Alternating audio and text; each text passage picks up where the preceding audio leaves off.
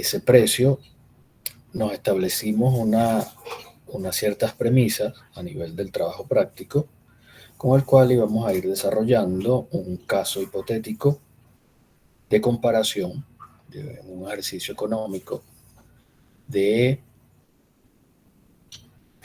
qué pasaría si realizamos durante un tiempo y basado en el costo estándar una serie de registros y en determinado momento nos informan que cambiaron algunas condiciones reales, ¿sí? En la economía, en el entorno donde se desenvuelve la fábrica, donde se desarrolla las operaciones de la fábrica.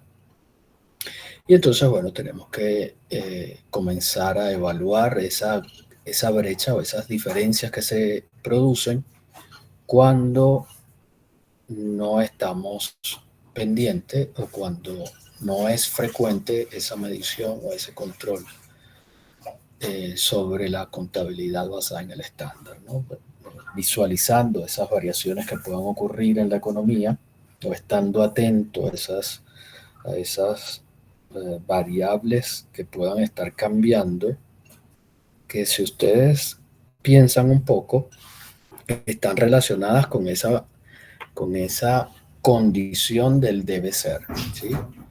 Esa variación del debe ser que en algún momento cuando estábamos predeterminando nuestro estándar consideramos, ¿sí? De una manera u otra se consideraron esas variables y en ese momento se consideró que, que eran medibles y eran consideradas, pues se incluía dentro de nuestro proceso de costeo.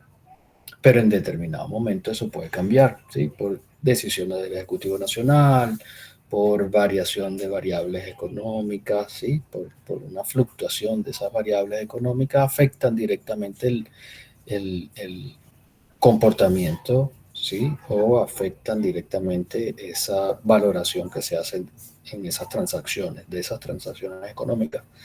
Y que bueno, como nuestro objetivo es costear o imputarle costo a medida que van generándose o van elaborándose esas unidades, pues eh, vamos sumándole costo a esas unidades hasta que llegan a un porcentaje de culminación, ¿sí? Entonces, en la medida que va transcurriendo en ese proceso productivo esas unidades, pues van absorbiendo costo.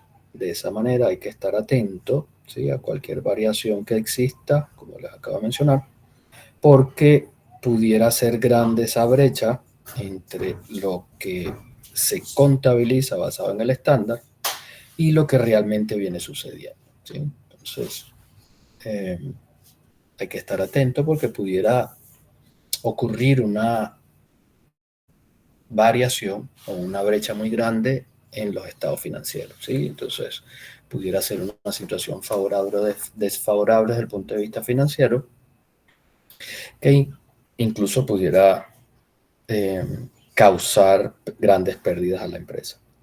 Entonces, bajo esas premisas, ¿sí? Nosotros encaramos este tercer tema y nos establecemos una serie de fórmulas para poder medir esa variación por elemento de costo.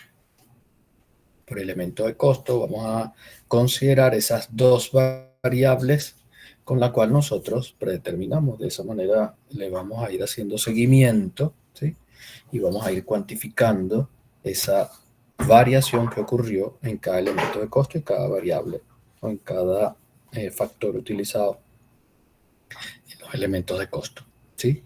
Entonces, bueno, habíamos considerado que para el elemento material íbamos a tener dos variables, ¿sí? Dos variables que íbamos a medir, una variación cantidad y variación en precio, considerando los dos elementos como habíamos predeterminado el estándar. Vamos haciéndole seguimiento a cada una de esas variables y vamos aplicando la fórmula, ¿ok? Entonces, para el caso de la variación de cantidad, también conocida como variación por esa eficiencia de uso, es el uso de esas cantidades de materiales, ¿sí? que viene dado por variación de Q. Es igual a la cantidad real menos la cantidad estándar. Si ven lo que está dentro del paréntesis, tendríamos una diferencia, una resta entre lo que realmente sucedió o esas cantidades reales consumidas en el proceso productivo menos esas cantidades que yo tenía preestablecidas en mi estándar. ¿Sí? Eso nos va a dar una diferencia en unidades con la cual no pudiéramos hacer un asiento contable. Por lo tanto, tenemos que monetizar, tenemos que multiplicar por un factor que nos permita cuantificar desde el punto de vista monetario lo sucedido. Entonces, es el precio estándar el que se utiliza para poder darle, ¿sí?, ese valor monetario y poder hacer el asiento. ¿Ok? Y bueno, eso era todo. Eso es como consideramos o medimos esa variación por cantidad en nuestro estándar, en nuestro...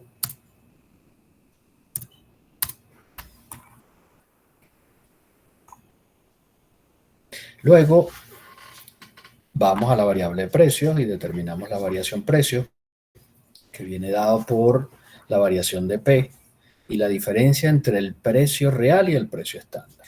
Se repite la forma de comparación. Lo real menos los estándar, menos lo estándar. Este precio real, al restarle el precio estándar, nos va a dar un precio unitario. ¿Sí? Recuerden que esta variación de precio se hace por cada material que tengo en mi lista de materiales. ¿Ok? Sin embargo, debo considerar solo cuando compro material. Tendré variación en precios cuando se establece esa compra. Entonces hay que estar bien atentos cuando se produce esa compra o se produce la compra por el Departamento de Comercio, de Suministros, ¿sí? Entonces ahí es donde puedo comparar efectivamente esta variación. Pero por este resultado de lo que está en paréntesis, por sí solo no es suficiente para hacer un asiento. Entonces debo multiplicarlo por un factor que me dé dimensión, porque aquí tendría una diferencia en precio. Si estamos trabajando, por ejemplo, el elemento madera, ¿sí? Como si fuese un material principal de nuestro proceso productivo. Entonces, al restar estos precios, yo tendría una diferencia de un precio unitario, ¿sí? Un precio que originalmente predeterminé con mi estándar y el precio que se terminó dando en la transacción de compra. Entonces, con este precio, nosotros lo que vamos a hacer es multiplicarlo por las cantidades reales, ¿sí? En este caso, cuando hablamos de un factor para dimensionar, ¿sí?, ese nivel de operaciones, íbamos a utilizar lo real. Entonces, este factor por el cual vamos a multiplicar el precio viene dado por las cantidades reales. ¿Sí? Entonces, fíjense que ahí utilizamos esa diferencia de precio y lo multiplicamos por esas cantidades reales consumidas de en mi proceso productivo por ese elemento madera, ¿sí? El material, perdón, madera. Entonces, de esta manera nosotros pudiéramos valorar o medir la variación que tiene mi costo estándar comparado con lo real por esa variación en efecto precio. Y de esta manera nosotros pues analizábamos lo que era el efecto, ¿sí?, de la variación durante un ejercicio económico. ¿Okay? Con lo cual ustedes van a medir en su trabajo práctico, van a medir la variación que existe en el elemento material por cada uno de los materiales que tienen en la lista. ¿Sí? Le van a aplicar estas dos fórmulas, hipotéticamente hablando, con la instrucción que yo les di en esa hoja de Word. Ahí, de manera porcentual, yo les digo cuál es esa variación, ¿ok? Pero de todas maneras ustedes tienen que aplicar la fórmula. Son dos formas de ver esa variación. El resultado como tal, la expresión y cómo si ustedes no la conocieran, sino que van a aplicar las fórmulas para poder identificar y abrir, ¿sí?, esta variación del elemento material en sus dos variables. ¿Okay? Bien, entonces esa era la manera tan práctica y sencilla de analizar la variación en el elemento material. De igual manera, se aplica para la variación de la mano de obra en sus dos variables, la variable tarifa y la variable eficiencia. Tarifa vendría siendo ese costo, ¿sí? Vamos a llamarlo comprimido, ese costo efectivo. Aquí tengo un segundito que hay alguien solicitando entrar. Chiquinquirá, dime. Profe, yo tenía nada con respecto a la parte de variaciones de materiales directos. En el caso de Okay. cuando uno calcula las variaciones de cantidades, puede pasar que el resultado que nos arroje sea negativo. Sí, claro. Ok. Habíamos acordado que podíamos tener una variación favorable o desfavorable. Y eso venía dado por la comparación entre mi real y mi estándar. Ya habíamos dicho que financieramente le íbamos a dar una interpretación a ese cálculo muy útil. ¿Ok? Entonces eso viene dado por ahí.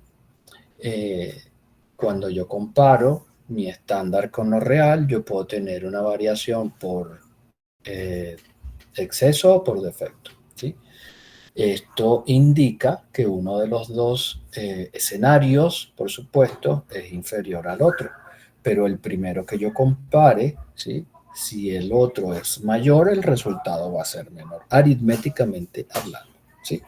Entonces, esto pueden extrapolarlo a la interpretación de esos dos escenarios. ¿Ok? Por supuesto que van a considerar el efecto final por cada variable de cada elemento. Es decir, ustedes van a sumar el negativo si les dio negativo en la variación cantidad y puede que les dé positivo en la variación precio. Si eso es así, ustedes van a tener que sumar algebraicamente esas dos cifras y el efecto, la variación por elemento material va a ser una combinación de estas variables o de la variación que tuvieron estas dos variables o estos dos elementos. ¿Sí? Ok, profe, Fíjense gracias. que al final, cuando ustedes determinan la sumatoria total de las variaciones, sería la sumatoria total o el efecto que va a tener en el costo de venta cuando cierran las cuentas de variaciones. ¿Se recuerdan? Entonces, fíjense que darían una suma algebraica total por cada, considerando todas las variables o todas las variaciones, ¿sí? Incluyendo los costos indirectos de fabricación. Esa era la utilidad de ese cuadrito en el cual nosotros vamos a ir considerando la suma algebraica de esos positivos y negativos. Se recuerdan que eh, tiene que ver con que si voy a aumentar o disminuir el costo que ya tengo registrado. Ustedes tienen unos registros basados en una contabilidad estándar y luego van a compararlo con lo que realmente sucedió. Entonces, esa contabilidad financiera que viene recogiendo lo real lo comparan con ese costo estándar con el que ustedes vienen costeando la actividad transformadora, ¿sí?, o esa elaboración de los productos en la fábrica. ¿Okay? Entonces, precisamente lo que se trata es de valorar o medir frecuentemente para que estas variaciones al final no sean tan significativas y que puedan ser imputadas oportunamente y recaiga ese costo, ¿sí? O se imputen esas unidades que van a ser vendidas. Es la idea, ¿sí? La idea es que se puedan vender esas unidades con el costo más cercano a la realidad, ¿ok? Sin que esté por encima, sin que esté por debajo, ¿ok? Ese estándar. ¿Okay? Como sabemos, vamos contabilizando con ese estándar. Entonces, de eso se trata esta tercera parte, ¿ok? De eso se trata la dinámica que impone el Sistema Nacional de Control de Precios, que va, por supuesto, a la defensa de esos derechos socioeconómicos del consumidor. Entonces, ¿qué es lo que quiere garantizar este sistema? Que los consumidores paguen a lo justo, pero nosotros dentro de la fábrica consideraremos esa justicia como el costo real, ¿ok? Y esa justicia también viene traducida en las NIF y todo aquello como ese principio que nos obliga a considerar, ¿sí? Esos costos reales o esas cifras que estén lo más cercanas a la realidad, por aquello de que el usuario de la información financiera debe confiar que esas cifras están a la realidad económica, deben reflejar esa realidad económica. Pues bien, esta es una herramienta, como lo dice una de las providencias, esta es una de las herramientas que va a permitir garantizar que efectivamente esa cifra esté actualizada a los costos reales. Si hacemos caso, si entendemos lo que nos dice cada providencia, o todo este estatuto, toda esta ley de precios justos, que debo ajustarme a esa periodicidad, o a esa, no a esa periodicidad, porque ellos hablaban de 3 meses en ese momento, pero hablábamos que el espíritu del legislador en este caso lo que buscaba era precisamente eh, obligar, ¿sí? al dueño de la planta o de la fábrica a que tuviera los precios actualizados, ¿sí? En este caso, que no esté por encima de ese valor justo que debería tener el producto. ¿Por qué? Porque el usuario pagaría más, ¿ok? Porque como utiliza o se utiliza el costo estándar como base para la determinación del precio, si el costo estándar está por encima de lo que es la realidad o la realidad, ¿sí? Esas variaciones o esas tendencias económicas, si ese costo estándar está por encima, pues los usuarios pagarán más por esos productos. ¿Okay? Entonces va en contra de lo que establece o lo que pretende el Estado en este Sistema Nacional de Control de Precios, que es la defensa de los derechos socioeconómicos. ¿Okay? Bien, aclarado el punto, vayamos entonces a la mano de obra. ¿Está claro, Chiquinquirá? Sí, profe, sí, esto es lo que tenía duda porque me arrojó negativo unos resultados y claro, yo lo asocié con el tema de que hay que calificar entre favorable y desfavorable, pero me hizo ruido. Ok, no, no, sí, puede suceder. Eh, bien, veamos entonces el elemento mano de obra. El elemento mano de obra, como ustedes saben, tiene dos variables en la predeterminación del estándar. Nosotros consideramos la tarifa como todo ese costo que nosotros compilamos en el tiempo efectivo trabajado. Sabemos que algunos costos están asociados a la temporalidad, al ejercicio, al periodo económico, ¿sí? Por ejemplo, los sueldos están valorados, están considerados por mensuales, ¿ok? Entonces, un sueldo mensual no está asociado a la cantidad de trabajo que pueda hacer ese trabajador, ¿ok?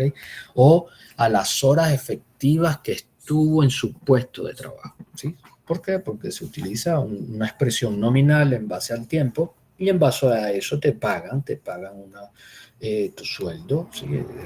Es el intercambio que tiene la fábrica por aprovecharse de las horas laborales o por ese tiempo de un mes que el trabajador está en la fábrica.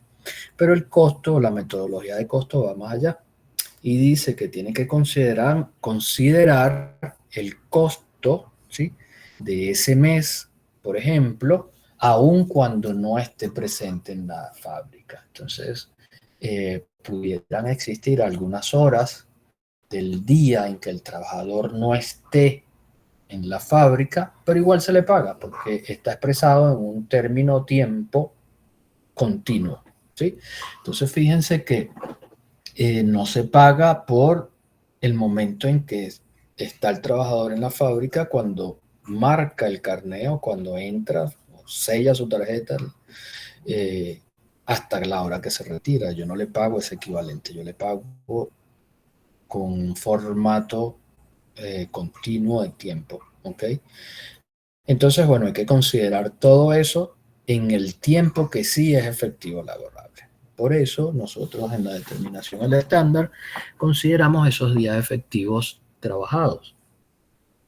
Entonces, esta tarifa viene dada como una simplificación de ese valor nominal llevado a ese tiempo efectivo trabajado, ¿ok? Que tiene que ver con la eficiencia. Entonces este, se homologa este beneficio, este costo al tiempo, ¿ok? Entonces fíjense cómo estas dos variables se unen en un mismo criterio y obtengo el costeo del elemento mano de obra, ¿ok? Pero para no desviarme un poco, sigamos considerando de manera separada. La tarifa de mano de obra, como ustedes saben, la vamos a medir, o la variación de la tarifa de mano de obra la vamos a medir como la variación de T o de esa tarifa. Viene dada por la comparación real menos estándar. Y si estamos trabajando la tarifa, entonces la tarifa real menos la tarifa estándar. Con esto no pudiera hacer un asiento porque tengo un valor unitario por un tipo de trabajador. Recuérdense que aquí vamos a aplicar tantas veces esta fórmula como trabajadores tipo tengo. O pudiera ser, desde el punto de vista jerárquico, diferentes tipos de sueldo dentro de un mismo departamento, que puede ser diferente a los sueldos de otro departamento con la otra estructura jerárquica diferente. Entonces son considerados trabajadores diferentes. Entonces tendré que aplicar esta fórmula tantas veces como trabajadores tipo tenga, ¿ok? Entonces, no pudiera hacer un asiento contable con la variación de estas tarifas porque significa un valor unitario. Entonces voy a dimensionarlo. Fíjense que entonces consideramos el valor real de esa dimensión, en este caso, esas horas reales consumidas por la fábrica, ¿sí?, o que se necesitó para llegar a producir esa cantidad de unidades en determinado ejercicio o periodo, ¿ok? Entonces lo dimensiono, ese valor unitario, ese valor de costo unitario lo dimensiono con esa cantidad de horas que viene siendo una expresión de ese nivel de operaciones al cual se llegó en su momento. Entonces con esto, si pudiera entonces darle esa variación por tarifa, ¿sí?, cuantificada a todas esas unidades que pasaron. ¿Ok? Porque sería equivalente decir esa cantidad de horas que se necesitaron para producir esa cantidad de unidades. ¿Ok? Entonces, bueno, de esta manera nosotros podemos valorar o medir la variación de la tarifa. Vamos a ver cómo medimos la variación por la eficiencia, entendiendo que eficiencia es ese tiempo que se demora cada trabajador tipo de manera directa en la transformación de esa unidad o en la cuota parte de transformación de unidad que le corresponde. Entonces, si estamos midiendo eficiencia como una expresión del tiempo, vamos a considerar las horas reales menos las horas estándar. Con esto no pudiéramos hacer un asiento porque voy a tener tiempo, ¿sí? No puedo hacer un asiento con tiempo, con una unidad de tiempo. Entonces esa unidad de tiempo unitaria ¿sí? Porque estamos hablando de ese tiempo que se demora un trabajador tipo en colaborar con la transformación de la unidad. La voy a dimensionar multiplicándolo por una, un factor económico, ¿ok?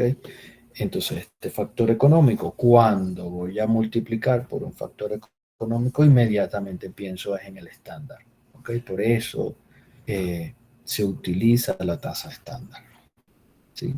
Entonces, dimensiono o cuantifico esas horas unitarias por esa tasa estándar y voy a obtener mi variación por eficiencia. O de esta manera mido cuánto es el efecto de la variación en mi mano de obra porque varió el tiempo en que tenía establecido para hacer una unidad y se llevó más o se llevó menos en la práctica o en la realidad, ¿no? Lo que realmente sucedió es que se demoró un poco más el operario o se demoró menos, dependiendo de aquella curva. Se recuerdan, por ejemplo, de la curva de aprendizaje.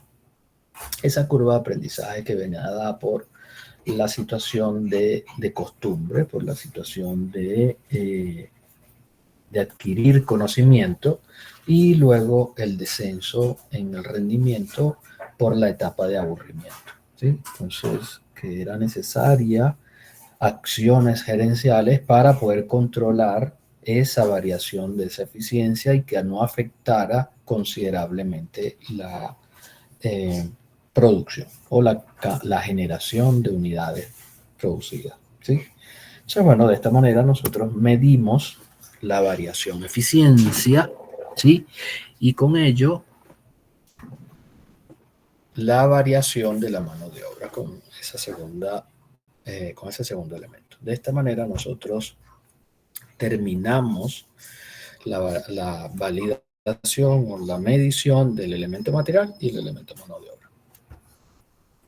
Los costos indirectos de fabricación. Los costos indirectos de fabricación se hace, ¿sí? O se miden, esas variaciones se miden con tres métodos. El método de una variación, el método de dos variaciones y el método de tres variaciones. Habíamos considerado que para la cátedra se estudian los tres métodos porque son complementarios y porque se pretende explicar de dónde surgen, ¿sí? O cómo en cascada se van abriendo estos valores muy gruesos, estos valores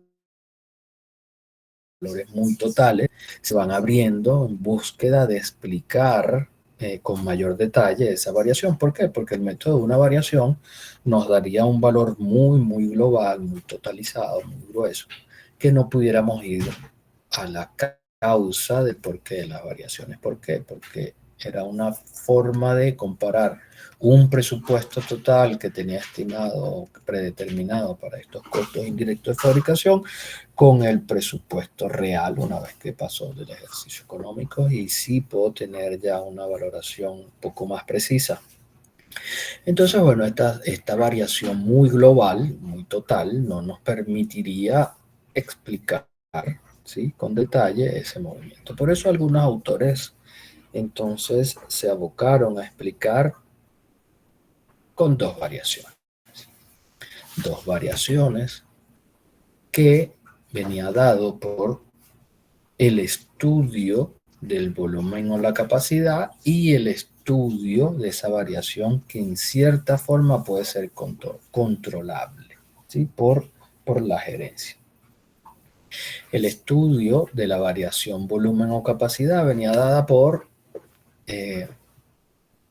analizar esa variación de mi capacidad instalada. Y ya sabemos que esa capacidad instalada o ese nivel operacional al cual yo puedo llegar desde el punto de vista nominal viene dado por esa expresión de las horas o lo que puede rendir mi plantilla desde el punto de vista normal, el cual se obtiene multiplicando mi número de obreros por la jornada que yo usualmente tengo en la planta y esos días que determiné que eran los días efectivos trabajados. De esta manera tengo mi capacidad normal, ¿Por qué le coloco el calificativo de normal? Bueno, porque yo determiné que esos días efectivos trabajados son los días que normalmente o usualmente el trabajador sí está en la planta, ¿ok? Ya descontándole aquellos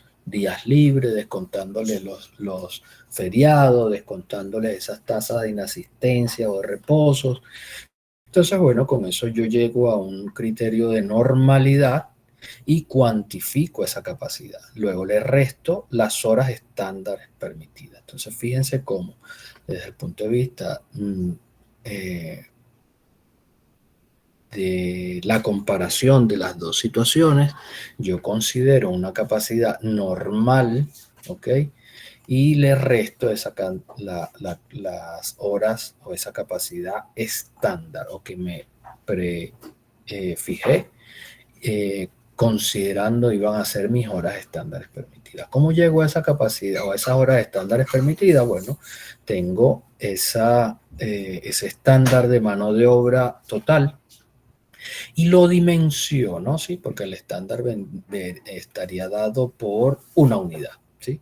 Entonces, fíjense cómo aquí lo voy a multiplicar por esa producción equivalente como una expresión nuevamente de ese nivel de actividad o esa cantidad de unidades que yo produje en el ejercicio económico. ¿Se recuerdan cómo determinamos la producción equivalente? Que es una herramienta desde el punto de vista aritmético para cuantificar esas unidades que consumieron costo en el ejercicio económico. Entonces, fíjense cómo de la comparación de esta situación de real menos el estándar, obtengo una diferencia y luego la voy a multiplicar por esa tasa de carga fabril fija. Aquí considero la carga fabril fija porque estoy analizando, ¿sí?, esa capacidad instalada. Por eso es que se utiliza este factor económico de los costos indirectos de fabricación, pero su porción fija.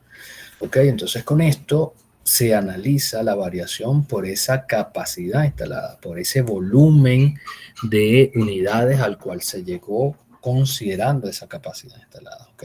Eso nos da una idea de el comportamiento sobre el costo por cada unidad producida desde el punto de vista de la porción fija. ¿Ok? Entonces, la otra variación de este método de dos variaciones viene dada por la variación de los costos indirectos de fabricación denominada controlable. Entonces voy a tener una carga fabril real, lo que realmente sucedió, y le voy a restar una carga fabril, pero que viene dada de un presupuesto flexible. ¿Qué llamamos presupuesto flexible? Este presupuesto flexible no es más que esa capacidad normal multiplicada por la tasa por, por su pareja. ¿Sí? Cuando hablemos de capacidad normal, inmediatamente ustedes deben enfocarse en la porción fija. ¿Se recuerdan por qué la porción fija? La porción fija porque produzcan o no, ustedes van a tener que erogar ese costo esa proporción. ¿Sí? Entonces eso se va imputando a cada unidad y tiene un comportamiento que ya lo vimos en su momento cuando establecimos o estudiamos la predeterminación del estándar. Entonces, fíjense cómo lo que está dentro del primer paréntesis viene dado por esa capacidad normal, por esa tasa de carga fabril fija. ¿Ok? Luego se le suma el efecto variable. Y el efecto variable viene dado por esos costos indirectos de fabricación variable estándar por esa producción equivalente. ¿Ok? Volvemos a la producción equivalente. La producción equivalente ese es el número de unidades que tengo que consumieron costo en el ejercicio. Entonces con esto dimensiono y fíjense cómo se cumple nuevamente nuestro criterio, nuestra forma de pensar la fórmula. ¿Ok? Entonces estos autores que tienden a analizarlo de estos dos métodos consideraron pues que de esta manera se explicaban los costos indirectos de fabricación cuando se comparaban lo real contra lo estándar. Pero luego surgen otros autores y dicen que no era suficiente y dicen que esta variación controlable hay que abrirla. ¿sí? Hay que estudiar la hora desde el punto de vista de la eficiencia y desde el punto de vista del precio, es decir, el mismo criterio con el que valoro mi elemento material y con el que valoro o analizo elementos de la mano de obra, ¿sí? Precio y eficiencia. Ya vimos que el elemento material está fundamentado en esa variable y el elemento mano de obra también, precio o tarifa y la eficiencia que viene dada por ese tiempo en que se toma cada empleado a hacerlo, ¿sí? Cada trabajador en colaborar con cada unidad. Entonces fíjense que el método de tres variaciones considera esa primera variable intacta, ¿sí? Y se abre esta variación en variación precio y variación eficiencia, como les acabo de mencionar. ¿Cómo se valora o se analiza la variación precio? Bueno, considero esa carga fabril real menos la carga fabril que viene dado por un presupuesto de esas horas reales trabajadas, es decir, un presupuesto asociado a esas horas consumidas o que realmente se dieron en el proceso productivo. ¿Ok? Entonces eso viene dado por esas horas reales totales, ¿sí? De los obreros, multiplicada por la tasa de los costos indirectos de fabricación variable. Y fíjense cómo ahora se le suma el siguiente paréntesis, que es la capacidad normal, como una expresión de esa capacidad instalada, por la tasa de los costos indirectos de fabricación fijo. Volvemos a casar aquí a esta parejita, ¿ok? De esta manera nosotros vamos a estar valorando este efecto precio. ¿Cómo analizamos la variación de los costos indirectos de fabricación desde el punto de vista de la eficiencia o ese presupuesto controlable, la parte de eficiencia? Restamos las horas reales trabajadas, ¿sí? Le restamos esas horas estándar permitidas. Y la hora estándar permitida ya la vimos en la fórmula anterior, que viene dada por ese estándar de mano de obra total, ¿sí? De la unidad completa por esa producción equivalente. Que ya esta diferencia le restamos, lo multiplicamos por el efecto variable en este caso, o por la tasa de los costos indirectos de fabricación variable. ¿Okay? Entonces, de esta manera, con estos tres métodos, estos autores dicen que sí es suficiente. Entonces, mido desde el punto de vista del volumen o la capacidad, mis costos indirectos de fabricación, lo mido desde el punto de vista precio y lo mido desde el punto de vista eficiencia. Entonces, tengo una tríada, ¿sí? Que son los tres elementos que vienen considerándose, ¿sí? En los dos anteriores. ¿Sí? De una manera u otra se conserva y entonces estos costos indirectos de fabricación consideran, ¿sí? Estos tres elementos para poder estudiarlos. ¿Ok? Bien, con esto nosotros pudiéramos decir que se estudian esas dos situaciones, es decir, lo estándar contra lo real, y podemos hacer entonces los asientos contables, unos asientos contables que venían dados por cada uno de los elementos. Entonces pudiéramos decir que el elemento material y mano de obra se consideraban cuando se compraba la materia prima, acumuló esos gastos, ese por pagar, ese pasivo, y registro esa variación en precio. ¿Por qué? Porque compré material. En el caso de la variación de cantidad, está asociada a esa eficiencia o ese consumo de material. ¿Okay? Cuando ese material va desde un inventario de materia prima al proceso productivo. Entonces, fíjense cómo sale del inventario de material o inventario de la cuenta activo, ¿sí? Del almacén donde lo tengo y lo envío al inventario de productos en proceso. Por eso lo debito. ¿Okay? Entonces, aumento mi activo, inventario de productos en proceso. Entonces, bueno, en este caso, la variación está por el debe porque debo aumentar el costo.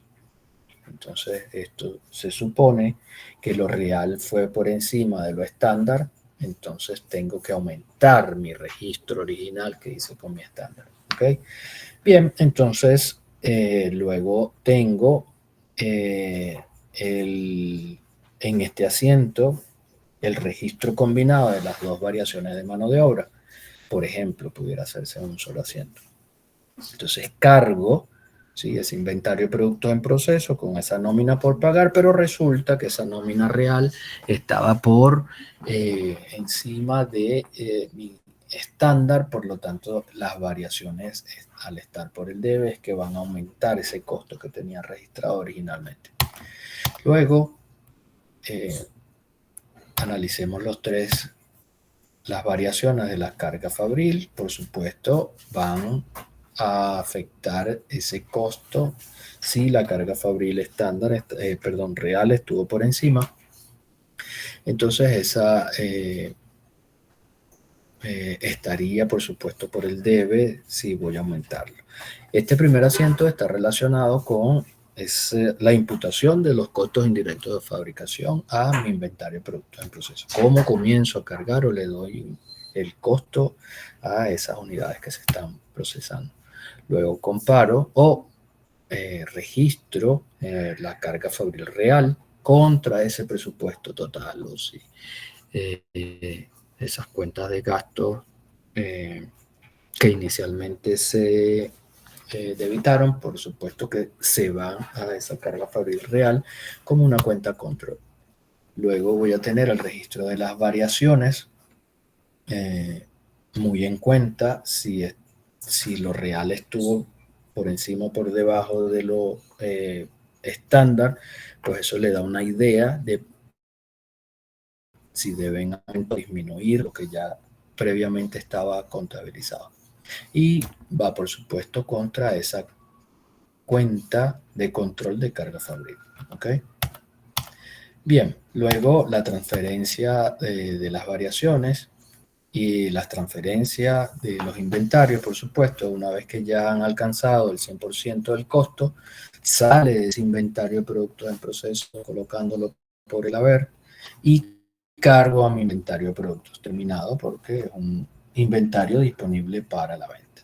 ¿Okay? Entonces, de esta manera se hace el asiento para transferir esas unidades desde el área de producción al área de almacenamiento para los productos que comienzan a ser considerados en la etapa de distribución y comercialización. Luego viene el cierre de las variaciones contra el costo de venta. Aquí sabemos que algunas que están positivas y negativas van a considerarse de cierto lado del asiento si van a cerrarse por el lado contrario a su naturaleza. ¿Sí? Si inicialmente ellas iban a aumentar o a disminuir el costo. Entonces fíjense cómo de esta forma nosotros vamos a hacer esa suma algebraica que va contra el costo de venta y no es más que ese cuadro que veníamos construyendo. ¿Sí? Ahora con el movimiento inverso para cerrarla contra el costo de venta. Es lo mismo que si tomaba ese valor total del cuadro, ¿sí?, de las variaciones y ese valor de suma aritmética como resultado lo considero en mi costo de venta. Entonces es una forma de validar que efectivamente estoy colocando bien en las zonas en el asiento porque me debe cuadrar.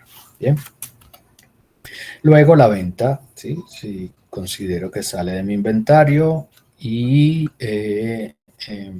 por supuesto doy de baja ese costo de venta, ingresa mi dinero en el banco y registro la venta del ingreso.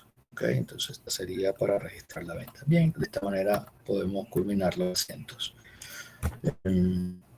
Repasen por favor el cálculo de unidades producidas, tal cual como lo menciona el ejercicio, los ejercicios que vimos, el que veníamos dándole seguimiento y el que les envié. ¿Ok? Esta producción equivalente, repasen cómo los criterios para determinarla y qué significa ella, por supuesto, para que puedan darle la correcta interpretación en las diferentes fórmulas del costo de los costos indirectos de fabricación. No olviden comprobar el estándar como una regla de oro a la hora de medir o a la hora de leer o completar la información que se les da en el ejercicio, en el examen. ¿Ok? ¿Alguna pregunta aquí? Esta es 9:44. ¿Tienen alguna pregunta?